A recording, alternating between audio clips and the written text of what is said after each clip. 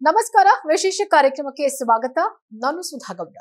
ರಾಜ್ಯ ರಾಜಕಾರಣದಲ್ಲಿ ಮತ್ತೊಂದು ಸೈದ್ಧಾಂತಿಕ ಸಂಘರ್ಷಕ್ಕೆ ವೇದಿಕೆ ಈಗಾಗಲೇ ಸಿದ್ಧವಾಗಿದೆ. ಸರ್ಕಾರಿ ಮತ್ತು ಅನುದಾನಿತ ಸ್ಥಳಗಳಲ್ಲಿ ರಾಷ್ಟ್ರೀಯ ಸ್ವಯಂ ಸೇವಕ ಸಂಘ ಅಂದ್ರೆ RSSನ ಚಟುವಟಿಕೆಗಳನ್ನ ನಿಷೇಧ ಮಾಡಬೇಕು ಅನ್ನುವಂಥ ನಿಟ್ಟಿನಲ್ಲಿ ಸಿದ್ದರಾಮಯ್ಯ ಅವರ ನೇತೃತ್ವದ ಕಾಂಗ್ರೆಸ್ ಸರ್ಕಾರ ಒಂದು ದಿಟ್ಟ ಹೆಜ್ಜೆಯನ್ನ ಇಟ್ಟಿದೆ. ಹಾಗಿದ್ರೆ ಎಲ್ಲೆಲ್ಲಿ RSS ಚಟುವಟಿಕೆಗಳು ನಿಷೇಧ ಆಗತ್ತೆ, RSS ಚಟುವಟಿಕೆಗಳು ನಿಷೇಧ ಆದ್ರೆ ಅದರಿಂದ ಆಗುವಂತ ಪರಿಣಾಮಗಳೇನು, ರಾಜಕೀಯದ ಪರಿಣಾಮಗಳೇನು, ಜೊತೆಗೆ ಸಾಮಾಜಿಕವಾಗಿ ಆರ್ಥಿಕವಾಗಿ ಏನೆಲ್ಲ ಪರಿಣಾಮಗಳಾಗತ್ತೆ ಅನ್ನೋದನ್ನ ಕೂಡ ನಾವು ಅರ್ಥ ಮಾಡ್ಕೊಳ್ಬೇಕಾಗತ್ತೆ. ನೋಡಿ, ಈ ವಿಚಾರಕ್ಕೆ ಸಂಬಂಧಪಟ್ಟಂತೆ ಸಚಿವ ಪ್ರಿಯಾಂಕ್ ಖರ್ಗೆ ಅವರು ಒಂದು ಗಂಭೀರವಾದಂತಹ ಪತ್ರವನ್ನ ಬರೆದಿದ್ದಾರೆ ಮುಖ್ಯಮಂತ್ರಿ ಸಿದ್ದರಾಮಯ್ಯನವರಿಗೆ. ಆ ಒಂದು ಪತ್ರವನ್ನ ಮುಖ್ಯಮಂತ್ರಿ ಸಿದ್ದರಾಮಯ್ಯನವರು ಕೂಡ ಬಹಳ ಗಂಭೀರವಾಗಿ ಪರಿಗಣನೆಗೆ ತೆಗೆದುಕೊಂಡಿದ್ದಾರೆ. ಈ ಒಂದು ವಿಚಾರಕ್ಕೆ ಸಂಬಂಧಪಟ್ಟಂತೆ ತಕ್ಷಣವೇ ನೀವು ಅಗತ್ಯ ಕ್ರಮಗಳನ್ನ ತೆಗೆದುಕೊಳ್ಳಿ ಅಂತ ಹೇಳಿ ಅಧಿಕಾರಿಗಳಿಗೆ ಸೂಚನೆಯನ್ನು ಕೂಡ ಕೊಟ್ಟಿದ್ದಾರೆ. ಈಗ ಈ ವಿಚಾರ ರಾಜ್ಯದಲ್ಲಿ ಭಾರಿ ರಾಜಕೀಯ ಚರ್ಚೆಗೆ ಕಾರಣವಾಗ್ತಾ ಇದೆ.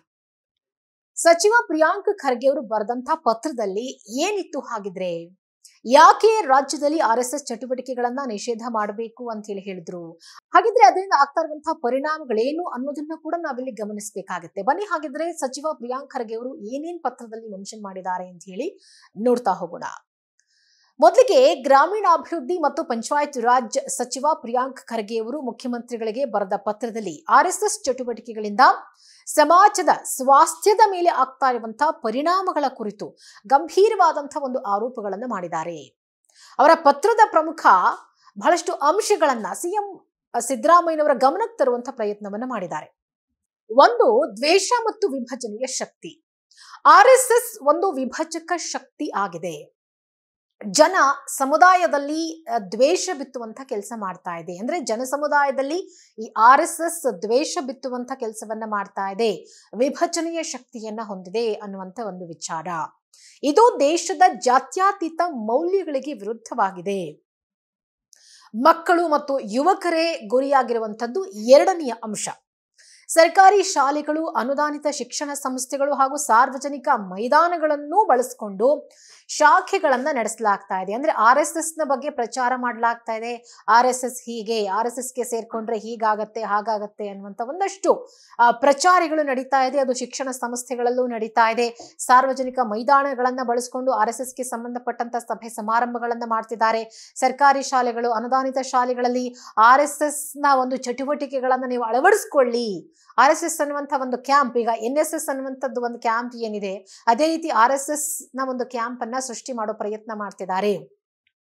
ಇಲ್ಲಿ ಮಕ್ಕಳು ಮತ್ತು ಯುವ ಸಮುದಾಯದ ಮನಸ್ಸಿನಲ್ಲಿ ಸಂವಿಧಾನ ವಿರೋಧಿ ಮತ್ತು ದೇಶದ ಏಕತೆಗೆ ಧಕ್ಕೆ ತರುವಂತಹ ನಕಾರಾತ್ಮಕ ಚಿಂತನೆಗಳನ್ನ ವ್ಯವಸ್ಥಿತವಾಗಿ ತುಂಬುವಂತ ಪ್ರಯತ್ನಗಳು ಆಗ್ತಾ ಇದೆ ಅನ್ನುವಂಥ ವಿಚಾರವನ್ನ ಕೂಡ ಪ್ರಿಯಾಂಕ್ ಖರ್ಗೆ ಪತ್ರದಲ್ಲಿ ಮೆನ್ಷನ್ ಮಾಡಿದ್ದಾರೆ.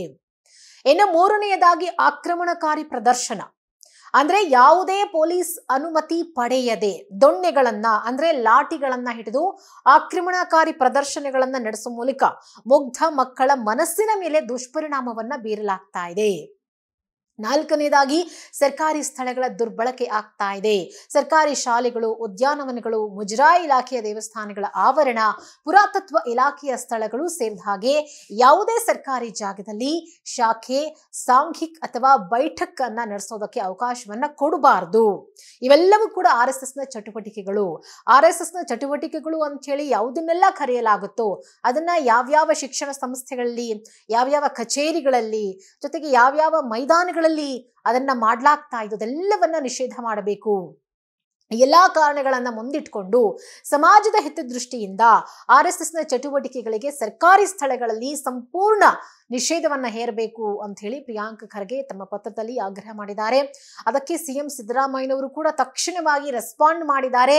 ಪ್ರಿಯಾಂಕ್ ಖರ್ಗೆ ಅವರ ಮನವಿಯನ್ನ ಗಂಭೀರವಾಗಿ ಪರಿಗಣನೆಗೆ ತೆಗೆದುಕೊಂಡಿದ್ದಾರೆ. ಸಿಎಂ ಪತ್ರವನ್ನ ಪರಿಶೀಲಿಸಿ ನಾನು ಕೂಡಲೇ ಅಗತ್ಯ ಕ್ರಮವನ್ನ ಜರುಗಿಸ್ತೀನಿ ಅಂತ ಹೇಳಿ ಒಂದು ಒಂದು ಸ್ಟೇಟ್ಮೆಂಟ್ ಅನ್ನ ಕೂಡ, ಅಂದ್ರೆ ಒಂದು ಭರವಸೆಯನ್ನು ಕೂಡ ಸಚಿವ ಪ್ರಿಯಾಂಕ್ ಖರ್ಗೆ ಅವರಿಗೆ ಸಿಎಂ ಸಿದ್ದರಾಮಯ್ಯ ಅವರು ಕೊಟ್ಟಿದ್ದಾರೆ. ಜೊತೆಗೆ ಇದಕ್ಕೆ ಸಂಬಂಧಪಟ್ಟಂತ ಇಲಾಖೆಗಳಿಗೆ ಒಂದು ಪತ್ರವನ್ನ ರವಾನೆ ಮಾಡಿದ್ದಾರೆ. ನೀವು ಯಾವ ರೀತಿ ಇಮಿಡಿಯೇಟ್ ಆಗಿ ಆಕ್ಷನ್ ತೆಗೆದುಕೊಳ್ಳೋಕೆ ಸಾಧ್ಯ ಅದನ್ನ ಮಾಡಿ. ಶಿಕ್ಷಣ ಸಂಸ್ಥೆ ಆದ್ರೆ ಅಲ್ಲಿ RSS ನ ಕ್ಯಾಂಪ್ ಇದೆಯಾ, RSS ನ ಚಟುವಟಿಕೆಗಳು ನಡೀತಾ ಇದೆಯಾ, RSS ಬಗ್ಗೆ ಯಾರಾದ್ರೂ ಪಾಠ ಮಾಡ್ತಿದ್ದಾರಾ, ಅದೆಲ್ಲವನ್ನ ಬಂದ್ ಮಾಡಿ. ಇನ್ನು ಮೈದಾನಗಳಲ್ಲಿ RSS ಸಂಬಂಧಪಟ್ಟಂತೆ ಏನಾದರೂ RSS ನ ಸೇವಕರು ಬಂದು ಅಲ್ಲಿ ಫಂಕ್ಷನ್ ಗಳನ್ನು ಮಾಡ್ತಿದ್ದಾರಾ, ಜನರ ಮನಸ್ಸನ್ನ ಪರಿವರ್ತನೆ ಮಾಡೋ ಪ್ರಯತ್ನ ಮಾಡ್ತಿದ್ದಾರಾ, ಅದಕ್ಕೆ ನೀವು ಪರ್ಮಿಷನ್ ಕೊಡಬೇಡಿ. ಮುಖ್ಯಮಂತ್ರಿಗಳ ಈ ಸೂಚನೆ ಸರ್ಕಾರ ಈ ವಿಷಯದಲ್ಲಿ ಎಷ್ಟು ಕಠಿಣ ನಿಲುವನ್ನ ತಾಳೋಕ್ ಸಿದ್ಧವಿದೆ ಎಂಬುದರ ಬಗ್ಗೆ ಒಂದು ಸ್ಪಷ್ಟ ಮುನ್ಸೂಚನೆಯನ್ನು ಕೂಡ ಸಿಎಂ ಕೊಟ್ಟಿದ್ದಾರೆ. ಹಾಗಾಗಿ ಈ RSS ನ ಚಟುವಟಿಕೆಗಳು ಸದ್ಯದಲ್ಲೇ ರಾಜ್ಯದಲ್ಲಿ ಬ್ಯಾನ್ ಆಗ್ತಾ ಇದೆ ಅನ್ನುವಂಥ ವಿಚಾರ ದೊಡ್ಡ ಮಟ್ಟದಲ್ಲಿ ಚರ್ಚೆ ಆಗ್ತಾ ಇದೆ. ಹಾಗಿದ್ರೆ ಈ ಒಂದು ಬೆಳವಣಿಗೆ, ಕಾಂಗ್ರೆಸ್ ಸರ್ಕಾರದ ಈ ಬೆಳವಣಿಗೆ ಮುಂದಿನ ದಿನಗಳಲ್ಲಿ ರಾಜ್ಯದ ಮೇಲೆ, ಸಾರ್ವಜನಿಕರ ಮೇಲೆ, ಜೊತೆಗೆ RSS ಸಂಘದ ಮೇಲೆ, ಸಂಘ ಪರಿವಾರದವರ ಮೇಲೆ ಯಾವ ರೀತಿಯ ಪರಿಣಾಮವನ್ನ ಬೀರುತ್ತೆ, ಅದರಿಂದ ಏನೆಲ್ಲ ಅನಾಹುತಿಗಳಾಗುತ್ತೆ, ಅದರಿಂದ ಮೇಲೆ ಯಾವೆಲ್ಲ ತಿರುವುಗಳು ಪಡ್ಕೊಳ್ಳುತ್ತೆ ಅನ್ನೋದನ್ನ ನಾವು ಕಾದು ನೋಡೋಣ.